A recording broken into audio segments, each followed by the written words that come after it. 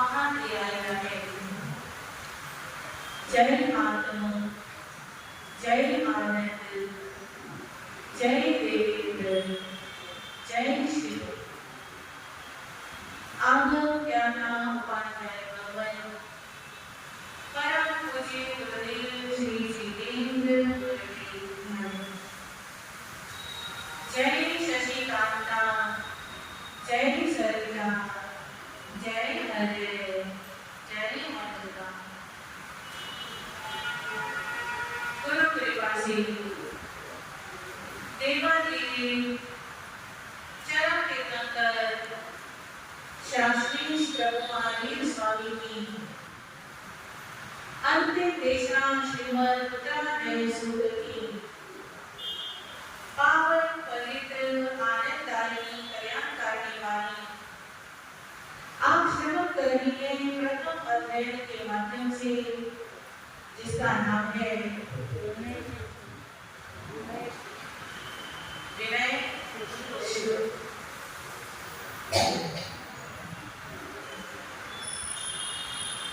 संयोगों से, वियोगों से, सुख से, दुख से, प्रिय से, अप्रिय से जो ऊपर उठ चुके, समझ आ रही है? जिनके लिए ना कुछ प्रिय है और ना कुछ अप्रिय, जो सदैव परम आनंद में लीन है, ऐसे अणगार और विषयों का आचार हमको स्मरण है। भगवान श्री पार्वती स्वामी जी कराते हैं इस अध्याय में 15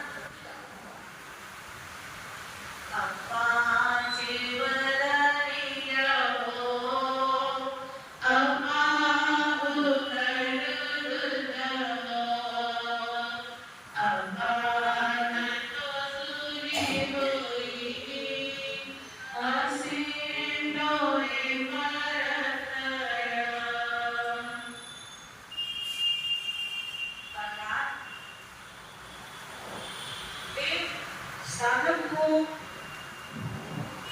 जो सुख दुख से ऊपर उठना चाहता है, जो वास्तव में शाश्वत सुख को पाना चाहता है, उसे क्या करना चाहिए? ये बात इस गाथा में समझाई गई है। अपा चेर दमी रहो, अर्थात अपना ही दमन करना चाहिए। क्या करना चाहिए? अपना ही दमन करना चाहिए। दमन करने का मतलब अपने आप को ही जीतना चाहिए, अपने आप को ही वश में करना चाहिए। जो अपने आप को वश में कर लेता है, अपने आप को जीत लेता है, जो अपना खुद का दमन कर लेता है, वही इस लोक में और पर 80 लोहे और तैयार इस लोक में और पर लोक में सुखी होता है। कौन सुखी होता है? जो अपना अपने को दमन करना मुश्किल बना पागल भगवान खुद कहते दूर दम है, अपने को जीतना दूर दम है, कटी कटी रहे, पर जब तक स्वयं को नहीं जीतते तब तक सुख तो दूर ही है। आपने कोई अनुभव किया? अच्छी आपने कुछ भी देखा होगा, जब आप खुद को समझा लेते हो तो झगड़ा खत्म हो जाता है, मन शांत हो जाता है। और जब तक आप खुद को नहीं समझा पाते तब तक अंदर में द्वंद्व चलता ही रहता है। और कोई दुनिया में हमारा दुश्मन नहीं है। भगवान महावीर इसी उत्तराध्याय सूत्र में एक स्थान पे फरमाते हैं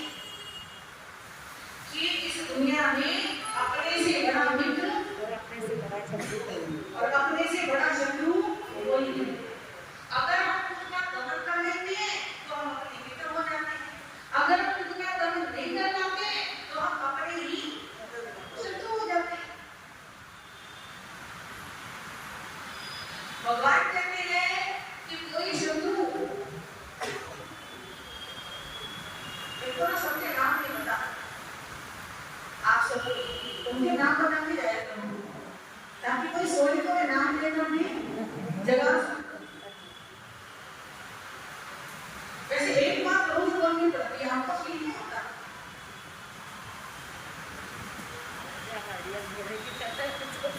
महसूस तो होता होगा, मुझे तो लगता है, रोज रोज नहीं होता चाहिए, मुझे तो लगता है, मुझे शर्म आती है, तो थोड़ा सा प्रयास आप भी तो करो ना। एक बैग पर करके सारा लेके आपके करके और क्या बता रही थी? हाँ, एक शत्रु कोई तलवार लेकर के गर्दन की काट दे तो भी इतना बुरा नहीं करता। हाँ, अगर कोई शत्रु तलवार लेके गर्दन की काट दे तो भी इतना बुरा नहीं करता जितना हम खुद अपना बुरा करते हैं। चाहते तो नहीं कि हम सुखी होए, हमें सुख मिले, हमें आनंद मिले, चाहते तो नहीं, पर हम खुद का ही बुरा करते हैं। दुश्मन गर्दन काटने वाला शत्रु को एक जन्म को खत्म करेगा, है ना, एक जन्म को खत्म करेगा, पर हम अपना इतना नुकसान कर देते हैं कि जन्मों जन्मों तक उसकी भरपाई हो नहीं पाती। इसलिए भगवान कहते हैं खुद को जीतो।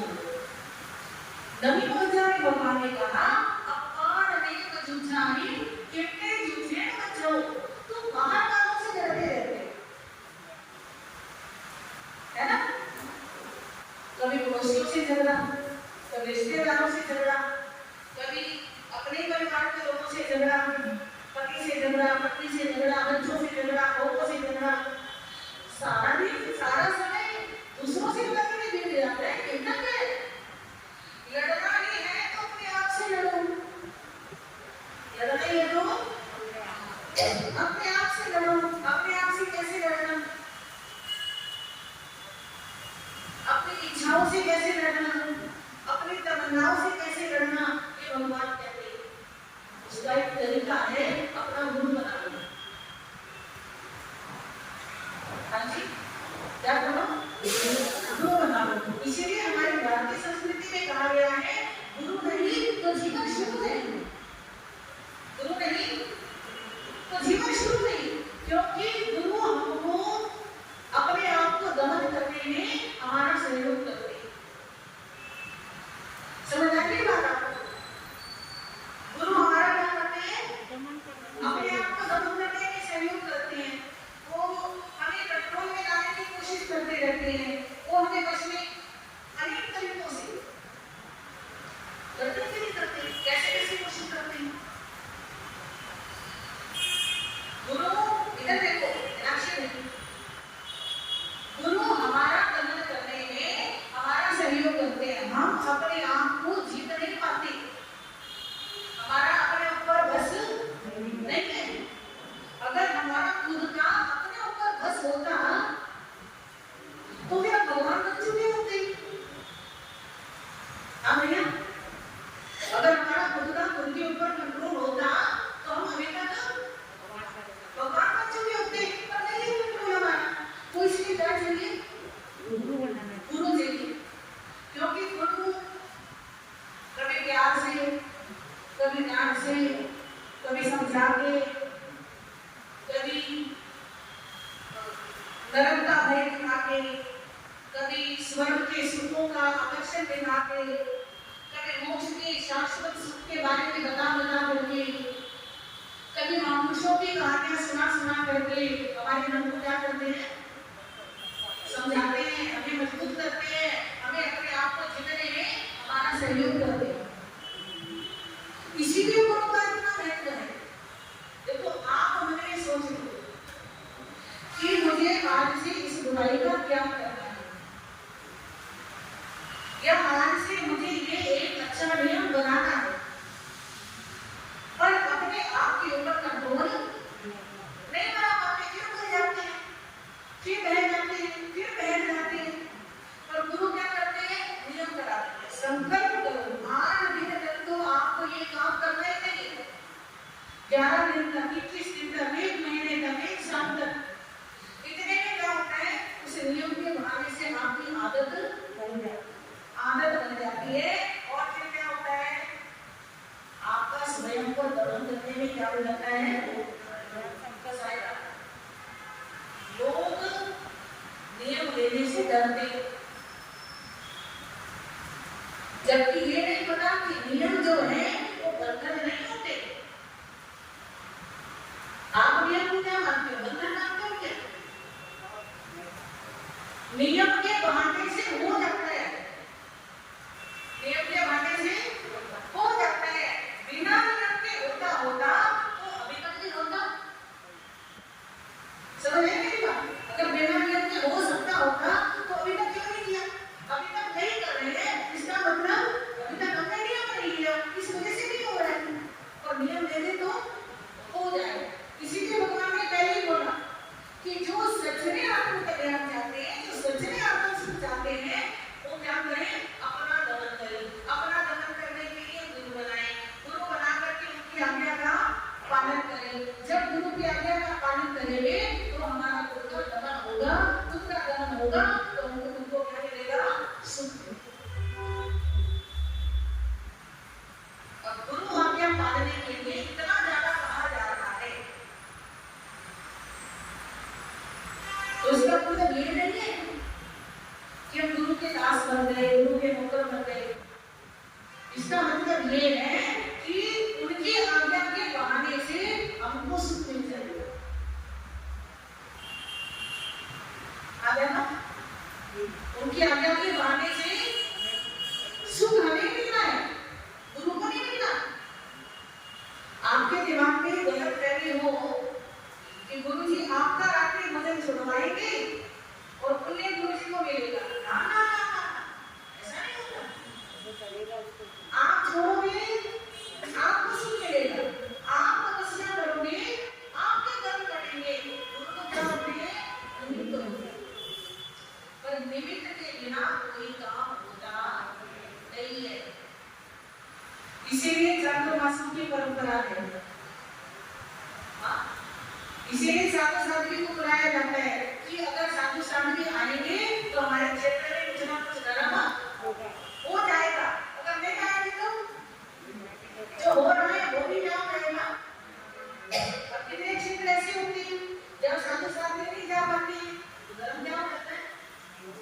क्योंकि जिस व्यक्ति के एरिया में, जैसे जहां आप रहते हैं, वहां पे अगर जैन स्थानक है तो वहां के आसपास के लोग क्या सोचते हैं, मंदिर नहीं है, स्थानक है तो चलो स्थानक में दान दे देते हैं, उसको लाभ मिले, है ना?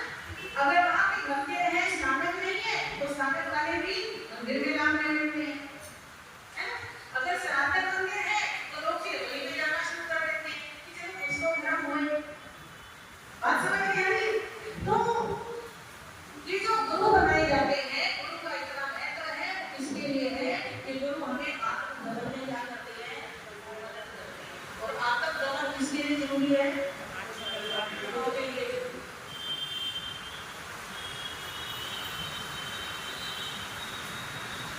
आचार्य श्री भद्रबाहु स्वामी जी ने उत्तराखंड सूत्र की नियुक्ति उदाहरण दिया। कहते हैं कि एक क्षत्रिय महान दो बेटे थे, कितने बेटे थे, दो बेटे। एक बेटे को किसी दुश्मन ने मार दिया, एक बेटे को दुश्मन ने क्या कर दिया, मार दिया। मार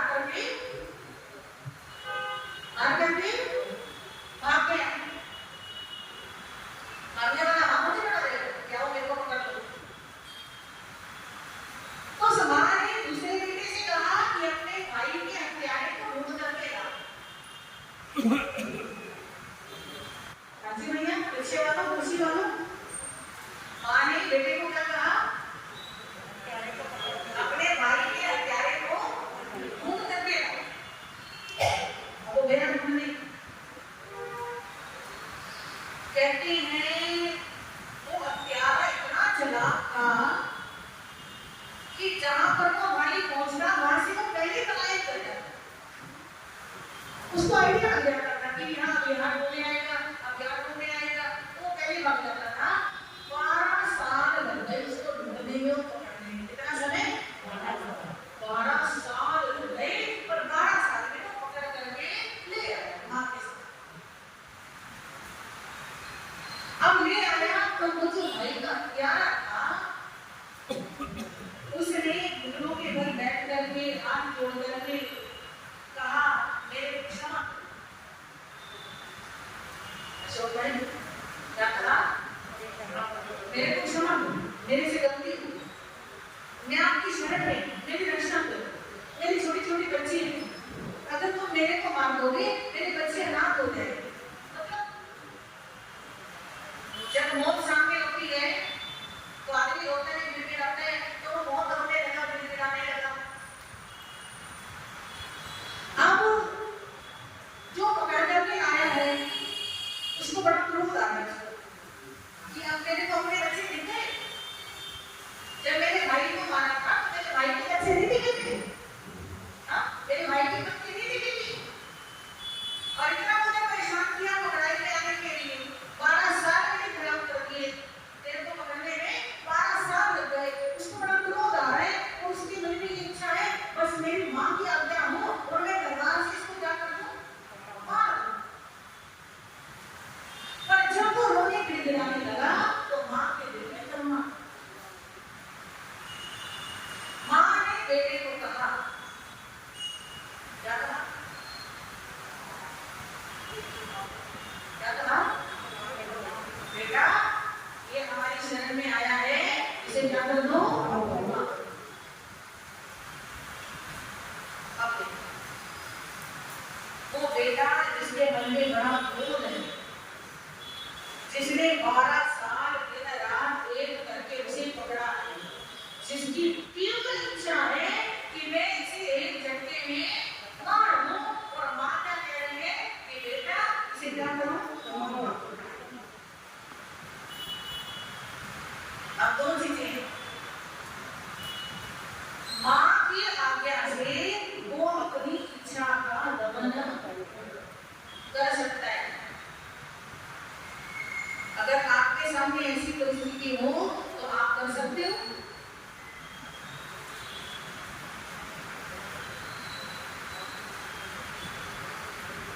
यहाँ बैठ करके तो कुछ भी कह रहे हैं, यहाँ बैठ के तो सारे पकवान बन जाते हैं।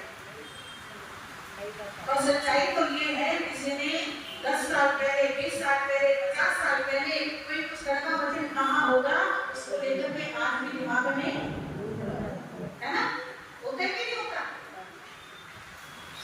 तो उस लड़के ने माँ के कहने से अपनी उसको मारने की इच्छा का क्या कर लिया, अर्थात उसको मारा, उसको उठा करके अपने गले से उसको क्षमा, उसके साथ बैठ करके भोजन। समझ आ रही है ना? इतना मुश्किल है, इतना मुश्किल है, बहुत मुश्किल है कि जिसके लिए 12 साल तक वो तिल करके जगा है कि मैं उसे पकड़ूं और मारूं, पकड़ूं और मारूं, माँ के कहने से उसको क्या करे, उसको अपना मित्र करा, उसके घर आना जाना शुरू। सबको पता था कि हत्यारे को ढूंढ रहा है, सबसे उसको निर्णय किया। समझ आएगी? नहीं तो कोई भी पकड़ता नहीं था, न्याय से मारा। उसने सबको समाचार दिया कि ये अभी तक मेरे भाई का प्यारा था, पर अभी ये मेरा क्या बन चुका है, मित्र बन चुका, इसलिए कोई इसे नुकसान नहीं पहुंचाएगा। अब उसने जब उसका दहन किया तो उसका क्या नाम मिला,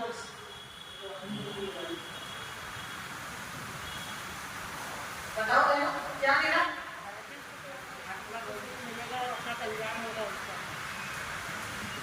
आप ऐसा सकते हो प्राप्त करते, क्या बात है, समझ आ रही है? कहना आसान है कि इसको मिला, पर पैर की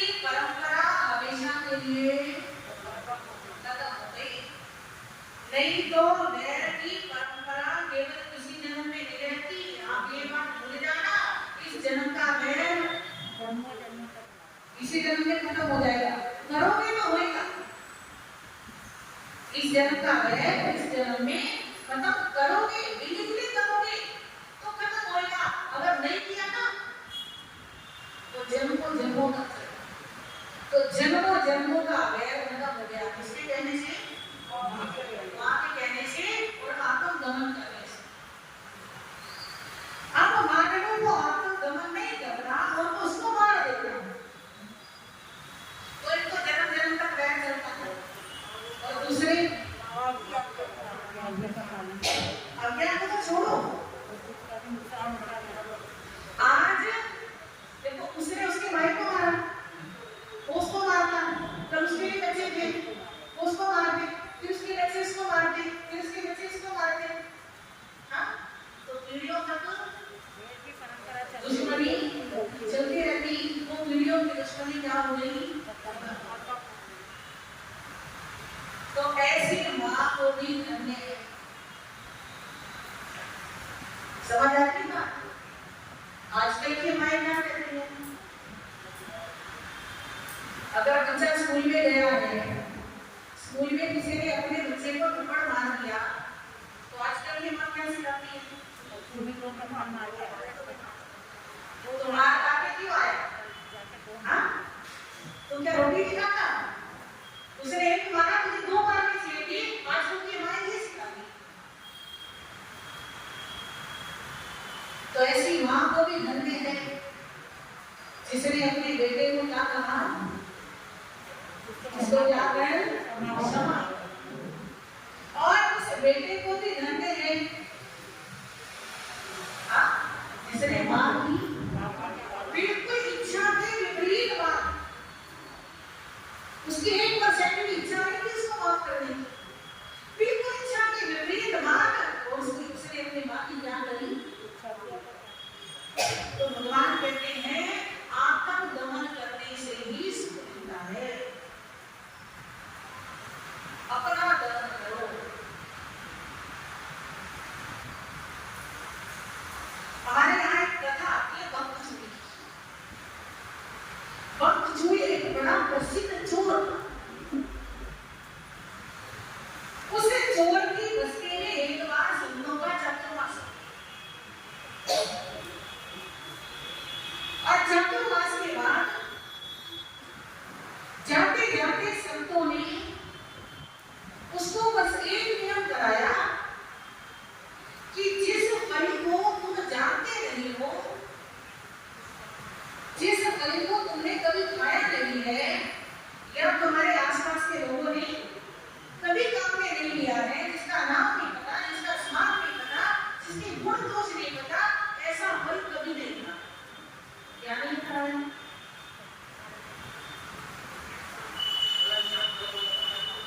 क्या नहीं खाया जाना? जिस फल को जानते नहीं उस फल को खाना। और एक बार कहते हैं ना, जो विद्यार्थी अध्ययन करता है साल में एक बार उसकी परीक्षा होती है, परीक्षा के बिना तो आगे पढ़ता नहीं है। तो बकचूई की परीक्षा हो गई। एक बार ऐसा प्रसंग आया, कहीं दूर जंगलों में फंस गए, चोरी करने गए थे, वापस आने पाए, जो भी पूछना होगा। सबको भूख लगी थी और जितने साथी थे सबने इधर उधर ढूंढा, पेड़ों के ऊपर से फल उतार करके ले आए। सबको बड़ी जोर से भूख लगी थी और मैंने सरदार के सामने वो दो फलों के रख दिए, आप भी खाओ और अभी खाए। बकचू सरदार जो बकचू ने कहा, देखो मेरा दुनिया भूख मेरे को भी लगी है, इच्छा मेरी भी हो रही है फल खाओ, पर मेरे गुरु जी ने नियम कराया है, एक ही नियम कराया है कि अनजाना फल नहीं खाना। तुम मुझे ये बताओ, ये फल तुमने पहले कभी खाया? कहते नहीं खाया। इसका नाम सुना? नहीं सुना। कभी देखा? नहीं देखा। तो इस फल को मैं नहीं खाऊंगा। और मैं आप सबको भी यही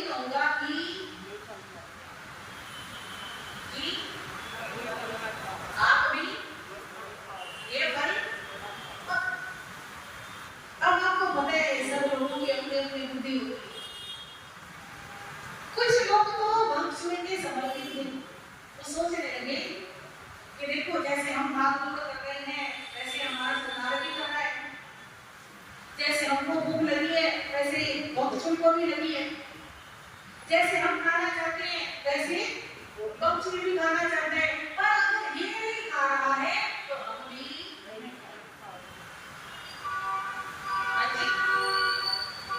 कारण कुछ नहीं पता उनको, कारण कुछ नहीं पता। उसे आप स्वामी भक्ति कह लो या उसे ये कह लो कि अगर हम एक दिन भूखे रह भी जाएंगे तो मर थोड़ी जाएंगे। एक दिन की नहीं, एक रात भी तो भूखे रहना है। 10 में तो हम अपनी झोप बस्ती में पहुंच जाएंगे, वहां जाकर के भोजन कर ही देंगे ना। एक रात नहीं भी जाएंगे तो मर थोड़ी जाएंगे। तो कुछ लोगों ने वो भाई नहीं, अब कुछ ऐसे थे हम क्यों ना खाएं, जैसे आजकल की जनरेशन भूख भी है मन भी है, खाएंगे हम तो खाएंगे, तुमने नहीं खाना तुम्हारी इच्छा, हमारी चॉइस है, हम तो खाएंगे। उनमें ना स्वामी भक्ति है ना समझदारी है कि संतों ने नियम कराया है, कोई ना कोई राज होगा, कोई ना कोई रहस्य होगा, कुछ नहीं, बस हम स्वतंत्र हैं, हम आजाद हैं। आजकल की एजुकेशन क्या सिखाएंगे, बस हम आजाद हैं, हमारी मर्जी है, हमारे ऊपर किसी का कंट्रोल नहीं चलेगा। तो खाएगा तो खाओ, हम नहीं खाएंगे, या तुम्हें नहीं खाना है तो ना खाओ, हम तो खाएंगे। खाइए। सुबह हुई, अब जिन्होंने तो नहीं खाए थे वो उठे, और जिन्होंने खाए थे वो नहीं उठे, उनको उठाने की कोशिश की गई तो पता चला ये तो परमानेंट उठ चुके। अब वो अपने स्वामी का क्या करते हैं, धन्यवाद करते हैं, और वक्त वो संतों का धन्यवाद करते हैं। अगर उन्होंने ये नियम ना कराया होता तो आज में ये फल का वो जो इनका हुआ वही समझ आ रही बात क्या?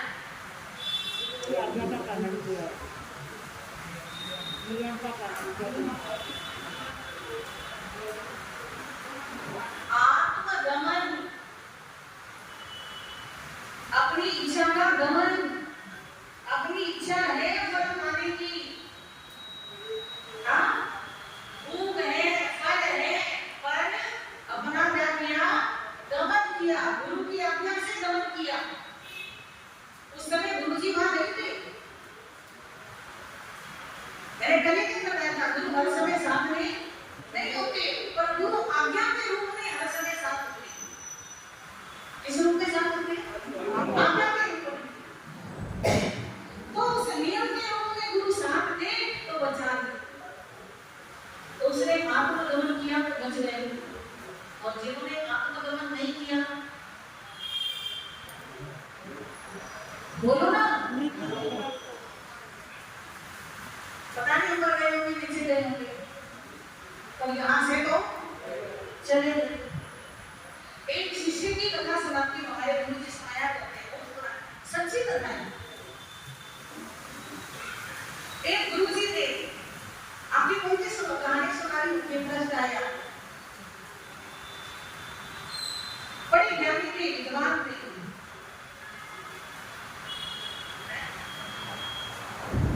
जब वृद्ध हो गए, चलने फिरने में गए, असमर्थ हो गए,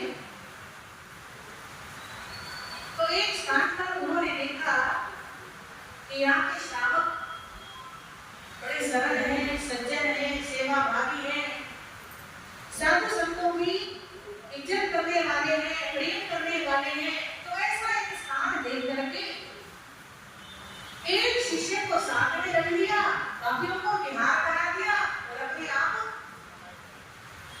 क्या बने, श्रीनिवास। अब वो जो चेला साथ में है, बड़ा ध्यान रखता है, बड़ी सेवा करता है, यानी जब भी जरूरत हो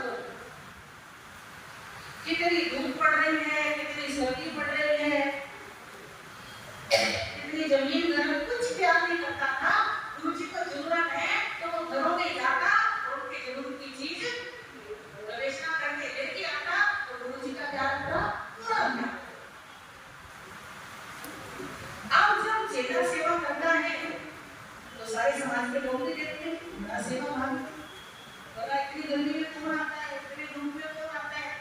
देखो गुरु जी को थोड़ी सी सोच की जरूरत पड़ी तो भी आगे आ गया, ये जरूरत पड़ी तो आ गया। मतलब सब लोग उसकी क्या करने लगे, प्रशंसा करते।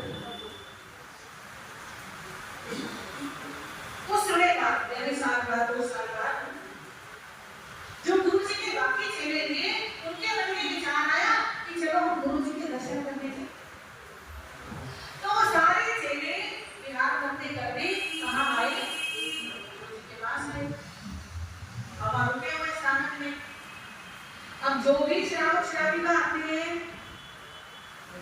उन चेलों के सामने उस चेले की क्या करते हैं, तारीफ करते हैं।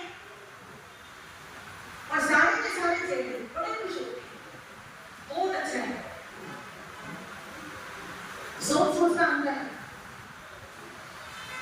सोचते हैं हमें तो ये सौभाग्य नहीं मिला कि हम गुरु की क्या करें, सेवा करें। तो इसको सौभाग्य मिला है, ये बहुत अच्छी बात है। और ये अपने सौभाग्य का अच्छे से लाभ उठा रहे हैं, ये बहुत अच्छी बात है, बड़े खुश होते हैं। एक चेला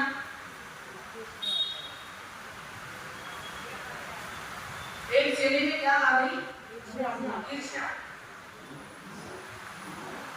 कहते हैं धर्म का तजना सहज है,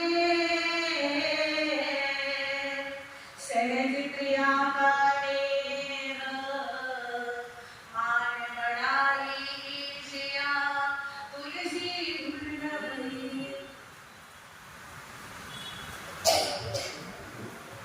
धन भी छोड़ना आसान है, परिवार छोड़ना आसान है, पत्नी छोड़ना आसान है, पर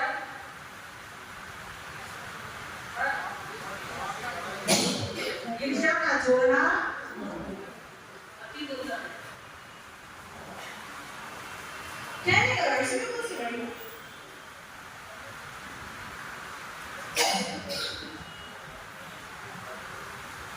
सेवा की तरह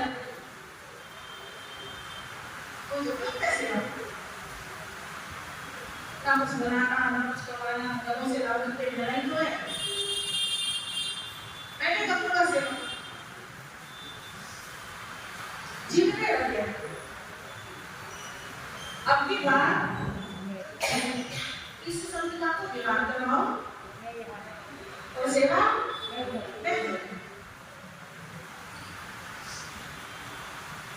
कोई बात। अब किसी को क्या करना, कोई किस भावना से क्या कह रहा है,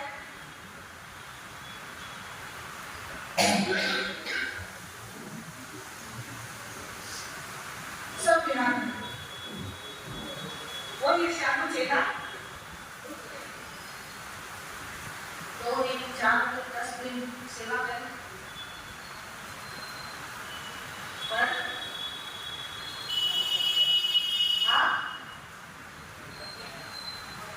सेवा करनी बहुत मुश्किल होती है। अपना आराम करने का मन है, थके हुए। गुरु जी ने कह दिया बेटा मेरे पाँव बहुत दर्द कर रहे हैं, जरा मेरे पाँव को दबा दो। उस समय अपनी आराम करने की इच्छा को रोकना, दमन करना और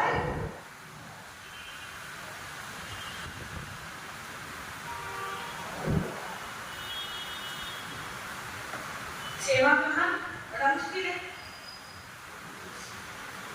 घबरा गया अब उसने तरीका निकाला बचने के लिए। श्रावक श्राविका बड़ी अच्छी, बड़ा ध्यान रखती है। अब इतने दिनों से गुरु जी अपने क्षेत्र में हैं, तुमको पता है कि गुरु जी को क्या देना है, क्या पद्धति है, क्या लगता है, क्या नहीं लगता। वो सरस पौष्टिक तरीके का गुरु जी के जीवन को देख के, अपने स्वास्थ्य को देख के आहार तैयार करते हैं, भावना बांटते हैं, विनती करते हैं। पर वो चेतना लेकर भी नहीं। श्रावक